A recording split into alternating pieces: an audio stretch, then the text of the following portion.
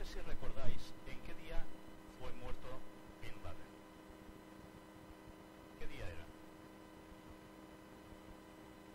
2 de mayo de 2011. 2 del 5 de 2011.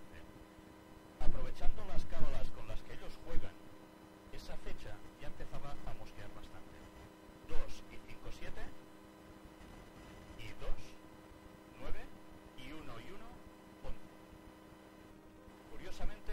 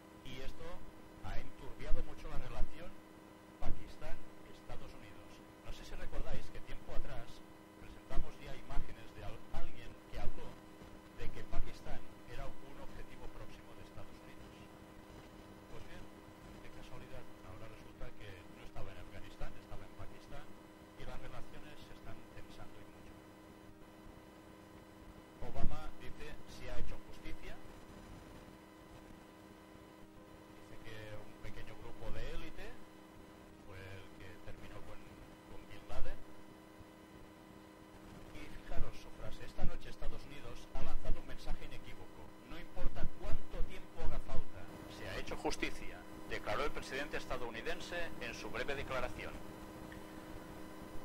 Y fijaros qué otra frase de Obama. Afirmó que nuevamente se nos recuerda que Estados Unidos puede hacer lo que se proponga. Esa es nuestra historia. Pues vamos bien. ¿Sabéis? Nadie los puede detener. Son una nación privilegiada, se ve por Dios, en todos los aspectos, y nadie los puede parar.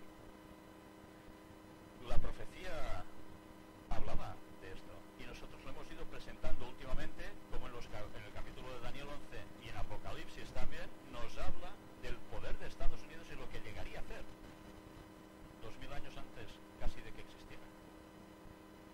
Bueno, pues iremos avanzando. América puede hacer cualquier cosa que se proponga. Ha triunfado el compromiso de los valores, de la sangre y de los sacrificios, una nación bajo la mano de Dios, la libertad y la justicia. Por tanto, si te pones contra Estados Unidos o dices algo que no va bien de ellos, ¿contra quién estás? Pues estás contra Dios, contra la libertad y contra la justicia. Por tanto, lo tienes claro. Porque pueden hacer lo que quieran. O sea, a mí, cuando la verdad leo frases así, me recuerdo a las películas de Rambo. Pero bien, es Obama, no Rambo. Las incógnitas en torno al cadáver de Bin Laden. Y empiezan a haber personas que se cuestionan cosas que estaban sucediendo, que se habían retransmitido sobre lo que había sucedido, que no empezaban a cuadrar. Bueno, se decía incluso, fijaros, los soldados recuperaron el cuerpo, lo subieron a un helicóptero y lo evacuaron hacia Afganistán. Pero puede estar en un hospital militar estadounidense en Alemania o incluso en los mismos Estados Unidos. Y luego fijaros, según dijo una fuente oficial del Pentágono a la cadena CNN, ha sido tratado con dignidad, acorde a los ritos islámicos. Ahora veremos si los ritos islámicos estaban acorde con esto. Y según los medios estadounidenses, el cuerpo ha sido llevado a Afganistán y enterrado en el mar posteriormente. ¿Por qué? Pues para no crear lugares de culto de sus seguidores si lo dejaban enterrado en algún sitio. No sé si aquí aparecen las imágenes, no lo recuerdo, pero sí que podéis recordar, si seguís las noticias, cómo los musulmanes ponían en total cuestionamiento que este fuera un proceso del mundo musulmán. Coger y tirarlo al mar. Bien. Esto, claro, ha planteado más dudas a las personas que dicen de que ¿por qué no enseñar su cuerpo? Luego hablaremos también un poco más de esto. Bueno, aquí se lo preguntan, ¿no? Lo ideal sería invitar a un grupo selecto de periodistas con credibilidad de varios países, llevarlos a Afganistán y mostrarles el cadáver, dijo al mundo un exdiplomático de Estados Unidos en Latinoamérica. Es uno que había sido el gobierno de los Estados Unidos. Vamos a avanzar un poco más, porque presentación de pruebas de momento pocas, por no decir ninguna. Un presidente popular como Obama puede perder la reelección si no adelanta pruebas más creíbles que su palabra. Y otros incluso ya dicen, quiero ver el certificado de función de Osama. Donald Trump, que precisamente alguien vinculado al Tea Party, del movimiento que ya hablamos de Estados Unidos, que últimamente puso también en cuestión la partida de nacimiento de Obama, que no había nacido en Hawái. Obama luego finalmente la enseña y otra gente dice, pero ¿cómo puede enseñar esto si esto se ve claramente que está manipulado? Bien, siempre estamos en el mismo juego, ¿no? La primera imagen del cuerpo sin vida de Bin Laden era falsa. ¡Pam! Ya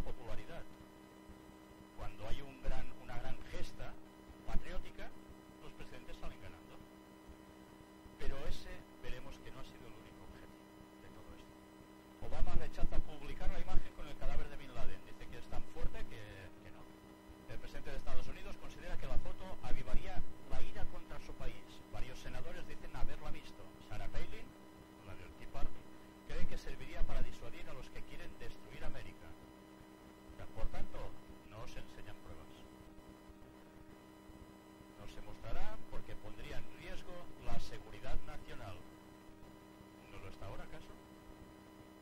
Porque con las amenazas que han dejado ir, pues está igual, ¿eh? Vamos a por la otra noticia. Muerto Bin Laden, se teme ahora por los cristianos de Pakistán.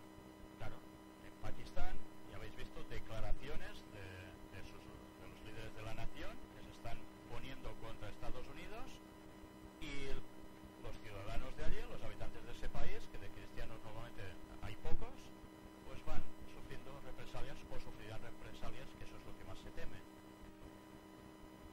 Y en todas partes se está poniendo la situación a un punto en el que el mundo islámico para nada quiere favorecer lo que Estados Unidos está haciendo con todo esto.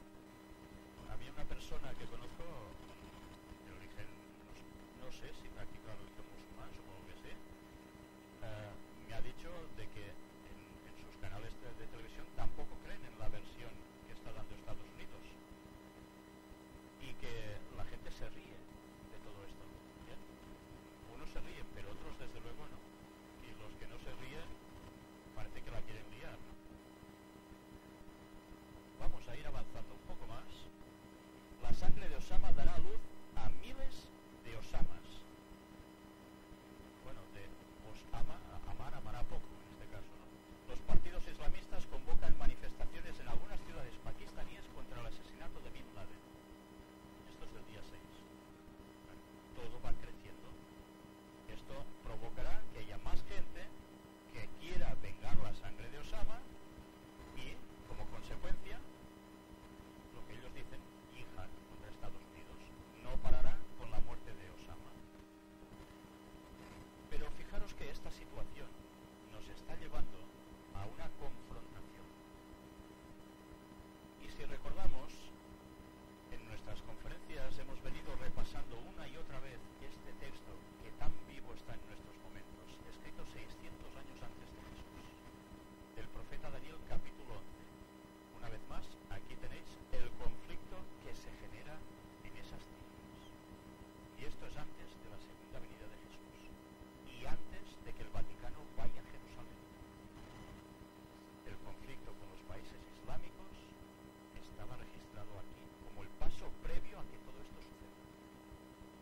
Y por parte del rey del norte, los ataques que destruirían todos estos países para llevarlos a poder cumplir su objetivo. Obama afirma que Estados Unidos ha enviado un mensaje al mundo. Cuando decimos que nunca olvidaremos, hablamos en serio, advierte el presidente a los bomberos del 11S, con los cuales tuvo un encuentro allí. Y claro, cuando ves cómo se ponen, de que manda un mensaje al mundo, es una advertencia de, caray, o pasas por el aro o terminas mal. Con esto no estoy para nada beneficiando, con mis palabras, lo que se inculpa a Osama Bin Laden o a todo este terrorismo islámico. Pero claro, cualquier cosa que no vaya en la línea que ellos quieren, pues ya veis cómo va a terminar el asunto. Pero bueno, algunos dicen, sí, esto está muy bien, según cuenta en la noticia, pero pasado el orgullo patrio vuelve a preocupar el paro de las hipotecas. El ciudadano se encuentra aún con el día a día de que la crisis va a más. Y ahora vamos a ver un texto que se encuentra en Isaías, que nos dice, este es el consejo que está acordado sobre toda la tierra, y esta la mano extendida sobre todas las naciones, porque Jehová de los ejércitos lo ha determinado, ¿y quién lo impedirá? Y su mano extendida, ¿quién la hará retroceder? Lo que está previsto que suceda en Daniel 11 va a suceder, porque ya está sucediendo en nuestros días. Cuando empezamos a dar las conferencias, quizás en el año 2006 o un poco antes, y empezábamos ya a hablar de estos temas, la gente decía, son especulaciones, esto no es así. Muchas personas nos dijeron esto. Ahora esto está sucediendo. Y aún hay personas que quieren negarlo.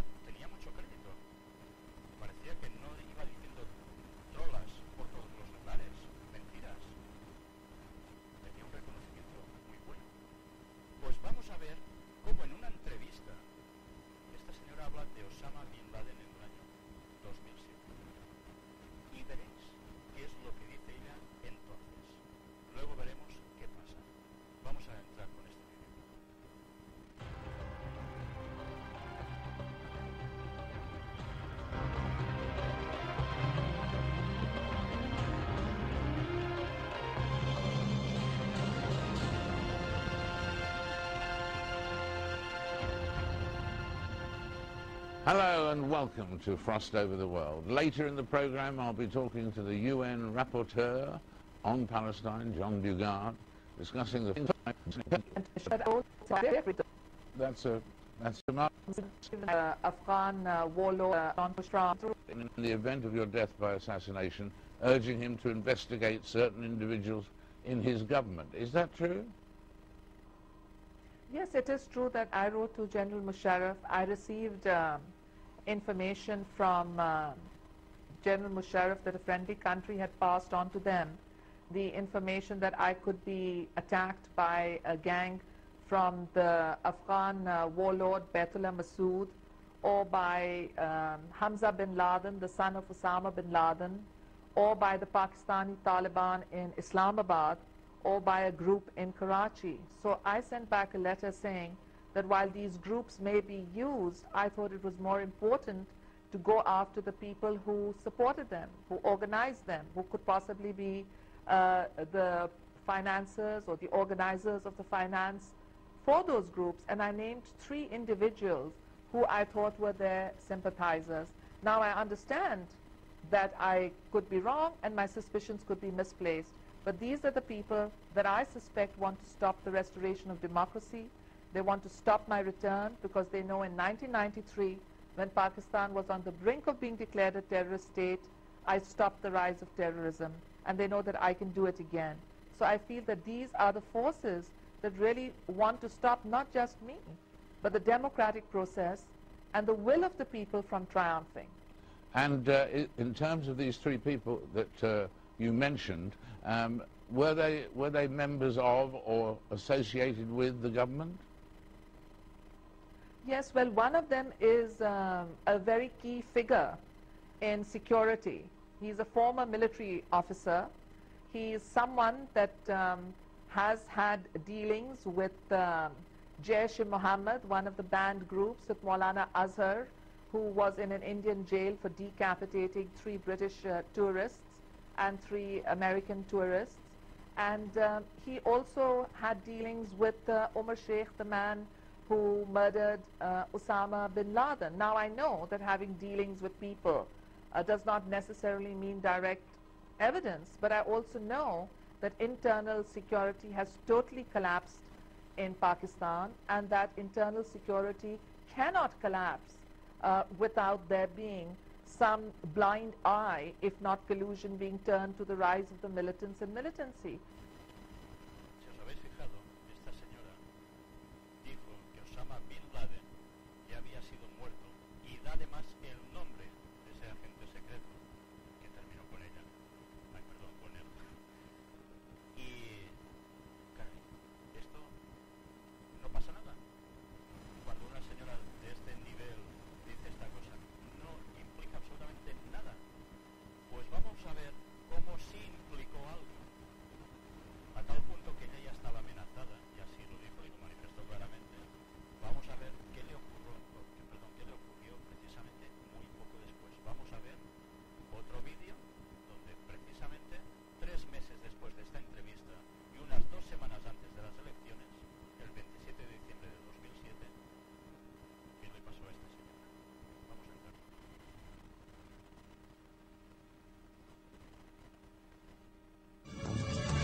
Esta es la última imagen de la ex primera ministra Benazir Bhutto con vida. Cuando se retiraba del acto, a pesar de las amenazas en su contra, decidió sacar medio cuerpo fuera de la camioneta blindada. Cientos de seguidores se agolparon a su alrededor. Benazir solo sonreía y saludaba. Repentinamente, del lado izquierdo de la 4x4, entre las manos que querían tocarla, una buscaba matarla. Sin que nadie se diera cuenta, un revólver se mezcló entre la multitud. En esta imagen fueron captados al menos 2 disparos. Segundos después, el suicida detonaba la bomba que llevaba en el cuerpo. De acuerdo a la información difundida por el Ministerio del Interior, ninguno de los disparos alcanzó el cuerpo de Bhutto, tampoco la bomba. fue la onda expansiva de la explosión lo que provocó que la ex primera ministra resbalara y golpeara del lado derecho de su cabeza contra una palanca del techo. El golpe fue mortal.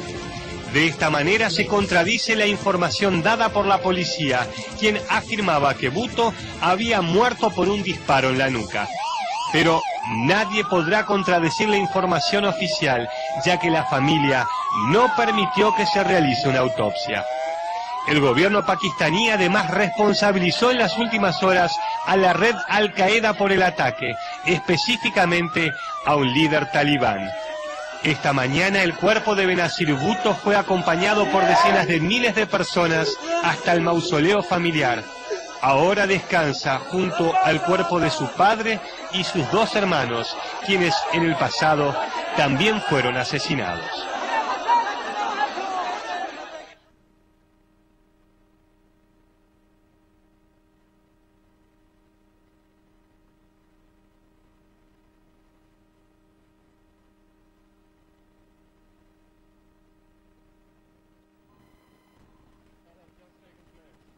La líder de la oposición de Pakistán, Benazir Bhutto, ha sido asesinada tras salir de un acto político en las afueras de Islamabad.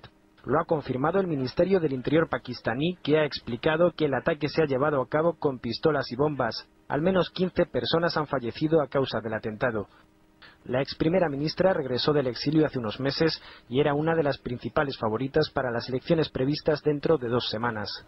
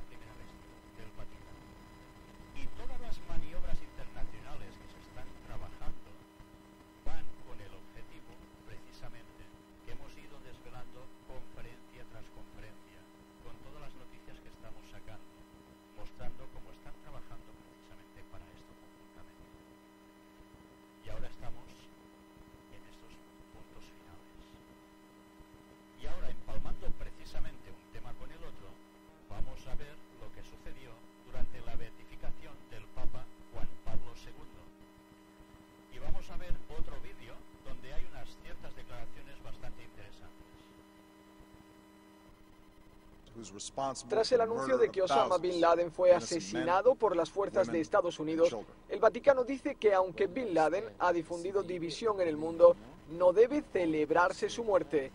Recuerda que el líder de Al-Qaeda fue responsable de innumerables muertes y que instrumentalizó la religión para difundir el odio entre los pueblos, pero dice que un cristiano no se alegra nunca ante la muerte de otro hombre.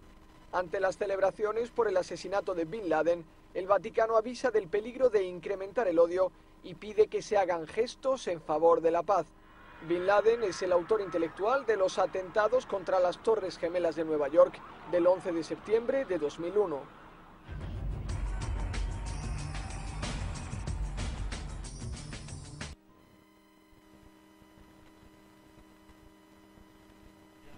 Ya veis como el Vaticano está diciendo, cuidado, que no hayan reacciones, no podemos alegrarnos por la muerte de nadie como cristianos. ¿Sabéis? Cuando hemos visto toda esta serie de conferencias y vemos cómo se tira la piedra y luego se esconde la mano y aparentemente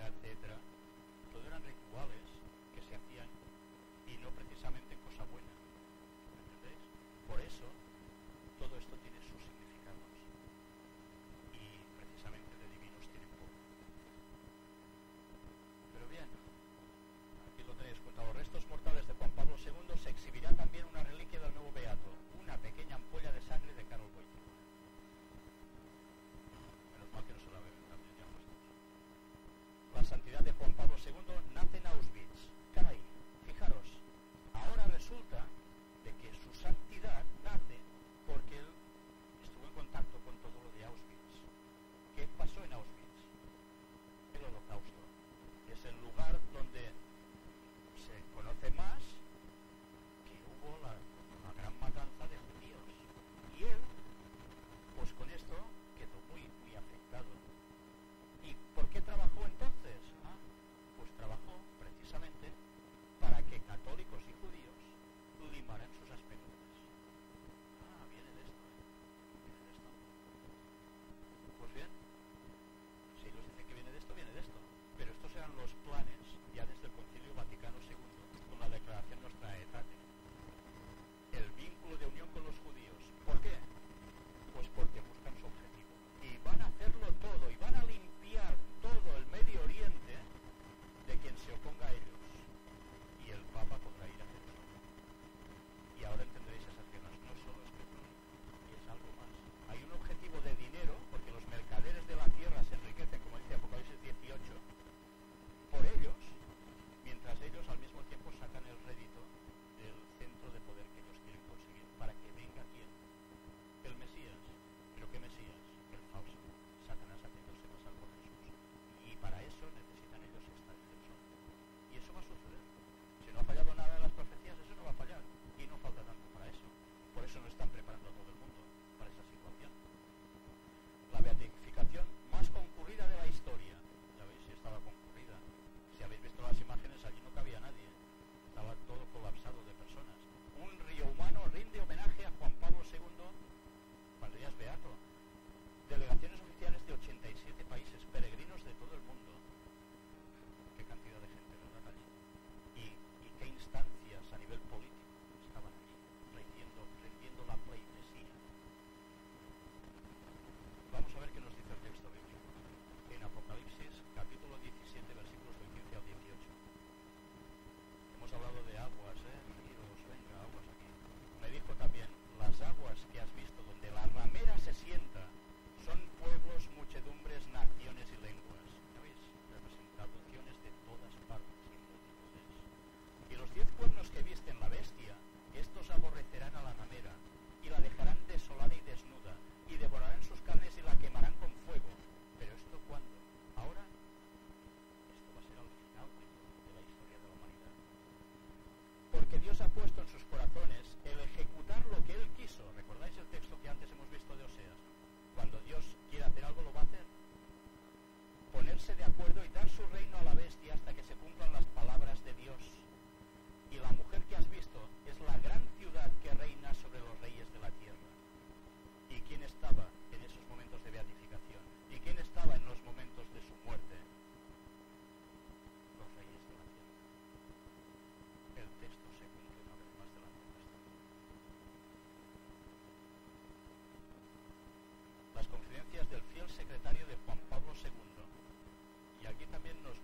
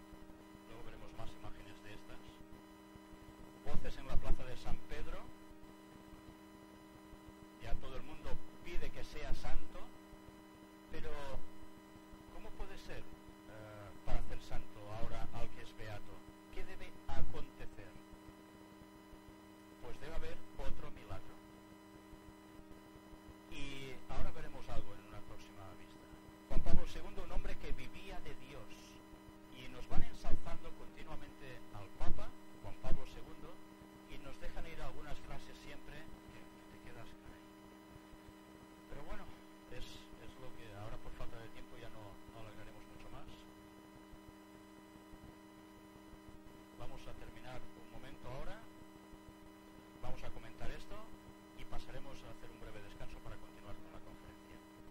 La beatificación, nueva frontera comunicativa de la Santa Sede.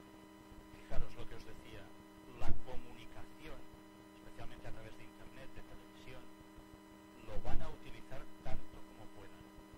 Y la mentalidad de la gente irá captando detalles de modos muy sutiles y a veces con mensajes directos para que su modo de proceder vaya cambiando y sin darse cuenta. En mi generación cambiaron el pensamiento, todos los niños éramos creyentes, 2 años después no había ni uno de creyente, el que era creyente era raro,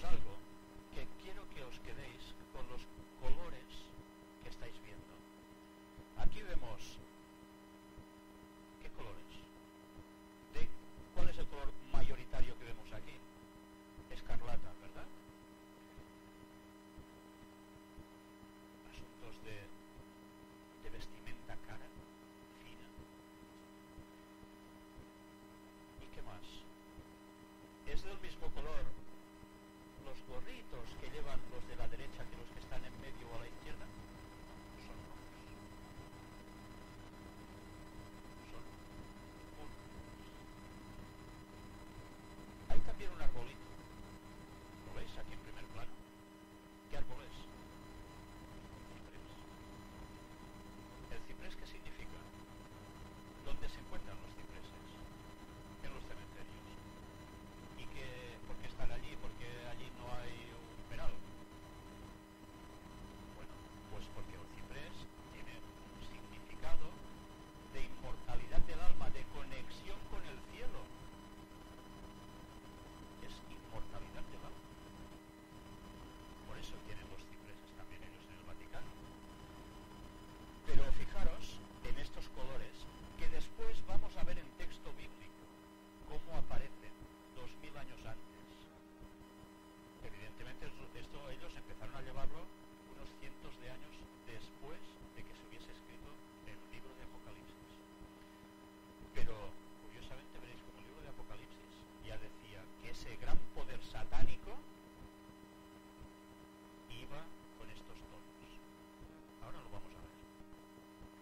Aquí tenemos cuando ya el féretro es puesto allí, el triple ataúd, el Papa en primer plano, detrás toda la comitiva, y se van acercando uno detrás del otro, haciendo ¿qué? Lo que veis a la derecha, besando el ataúd. ¿Habéis visto los textos bíblicos de besar? Ahí lo tenemos una vez más. Y había cola, había cola. ¿Y besar qué más? Pues ya ves que está pasando. Todo esto no es cristianismo. No es cristianismo. Y por tanto, la persona que sea sincera y quiera seguir a Cristo, aunque esté en la Iglesia Católica, tiene que decir, es verdad, estoy en el error. Y deberá ser muy valiente para cambiarse de bando y buscar la verdad en la Biblia. Pero bien, eso ya depende de cada persona. Aquí veis como entre las dos estaban precisamente poniendo el reliquiario aquí.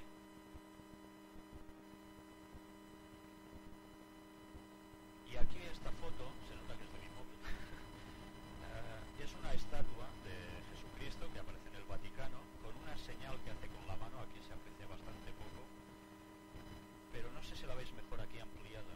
Es la típica imagen que aparece en cualquier sitio sobre Jesús con una mano alzada, con dos deditos para arriba y los otros cerrándose entre ellos, cogiendo una forma. ¿Veis la forma que coge los dedos desde la punta? Cómo la forma va bajando, se junta con la palma haciendo arco y se cierra con estos dedos. Esto es el símbolo del número 6. Y esa es la imagen que siempre se da de Jesús con el número 6. Y esto viene de tiempos inmemoriales. No es cuestión divina. Y por tanto, tengamos cuidado cuando en iglesias incluso, que decimos que somos cristianos, se empiezan a pasar imágenes de Jesús como si no pasase nada. Y entre ellas aparecen imágenes a veces de este tipo. Pero estos son la forma de hacer que ellos tienen, que para nada están simbolizando a Jesús en verdad, sino a Satanás, haciéndose pasar por Jesús. Tenemos el primer plano de la señora que fue curada milagrosamente de Parkinson. Y aquí un doble detalle. No sé si veis la escalinata, estaba recubierta donde hay el trono del Papa y luego una alfombra donde ascendían hacia él. ¿Veis que son dos colores distintos también? Aquí no se aprecia mucho quizás en esta imagen, se ve el escarlata por un lado y el púrpura del otro. Lo veis mejor quizás en esta ampliación, aquí parece un poco naranjado, ¿verdad? De la derecha es una lástima, pero bien, las imágenes las podéis encontrar por internet y donde queráis. Y otro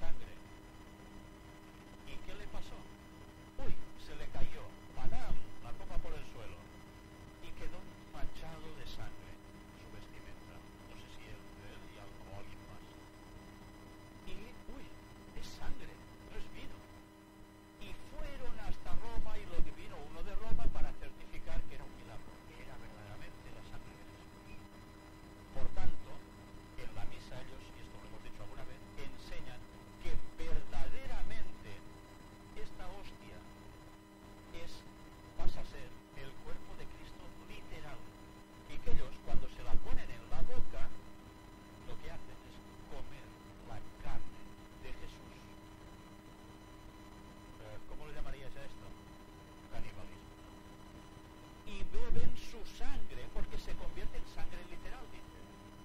¿Cómo le llamáis a eso? Ritual satánico, vampirismo. Pues bien, no me extraña que en un tubito con un poco de sangre lo adoren, porque forma parte del mismo. Pues ellos dicen que esto es literal. Pues no es literal, es la simbología de. Pero bien, si ellos lo dicen, ¿qué vamos a hacer? La lástima es que tantas personas pasan cada semana por todo esto y no se dan cuenta de a quién están sirviendo, ¿verdad? Lo que decía antes, aquí un poco más ampliado, pues también se ve mal. Ya veis, el trono también es de un pobre, ¿lo veis? Es baratija todo. Y aquí tenéis a este señor que tampoco se ve muy bien, es Les Walesa. Os suena, ¿no? El líder del sindicato Solidaridad de Polonia, por el cual, o a través del cual, el Vaticano, Juan Pablo II, hizo caer el comunismo. Y allí lo tenéis sentado reconociendo a Juan Pablo II por lo que ellos llegaron a hacer. Entre ellos y Estados Unidos, como ya se manifestó con Ronald Reagan, consiguieron lo que consiguieron, hacer caer el comunismo. ¿Y trabajaban para quién? Pues para el Vaticano.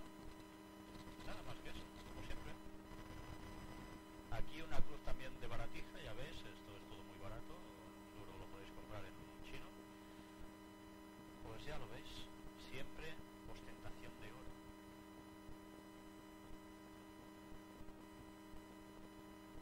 Aquí, el momento en que el Papa se acerca a ponerse de rodillas ante el ataúd triple,